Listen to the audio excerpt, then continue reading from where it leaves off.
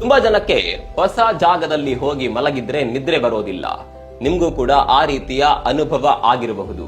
ಯಾಕೆ ಹೀಗಾಗುತ್ತೆ ಅಂತ ಯಾವತ್ತಾದ್ರೂ ಯೋಚನೆ ಮಾಡಿದ್ದೀರಾ?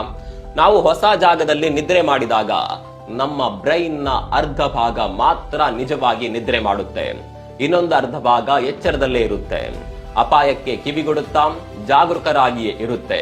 ವಿಜ್ಞಾನಿಗಳು ಇದನ್ನ ಫಸ್ಟ್ ನೈಟ್ ಎಫೆಕ್ಟ್ ಅಂತ ಕರೀತಾರೆ.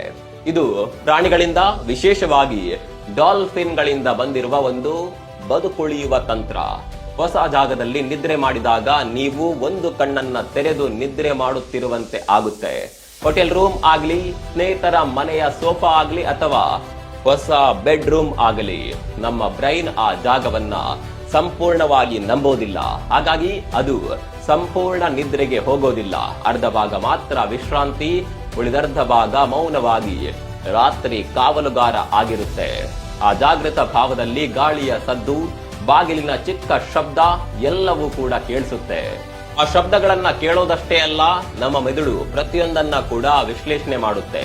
ಎಚ್ಚರವಾಗಬೇಕಾ ಅಥವಾ ನಿದ್ರೆ ಮುಂದುವರಿಸಬೇಕಾ ಅಂತ. ಆದ್ರಿಂದ ಹೊಸ ಜಾಗದಲ್ಲಿ ಮೊದಲ ರಾತ್ರಿ ಗಂಟೆಗಳ ಕಾಲ ನಿದ್ರೆ ಮಾಡಿದ್ರು ನಾವು ದಣಿದಂತೆ ಆಯಾಸವಾಗಿಯೇ ಎದ್ದುಕೊಳ್ಳುತ್ತೇವೆ. ಯಾಕಂದ್ರೆ ನಮ್ಮ ಬ್ರೈನ್ ನ ಒಂದು ಭಾಗ ರಾತ್ರಿ ಇಡೀ ಯಾವುದಾದ್ರೂ ಅಪಾಯ ಬಾರದಿರ್ಲಿ ಎಂಬ ಎಚ್ಚರದಲ್ಲೇ ಇರುತ್ತೆ. ನಿಮ್ಗೂ ಕೂಡ ಈ ರೀತಿಯ ಅನುಭವ ಆಗಿದ್ದಲ್ಲಿ ಕಾಮೆಂಟ್ ಮಾಡಿ.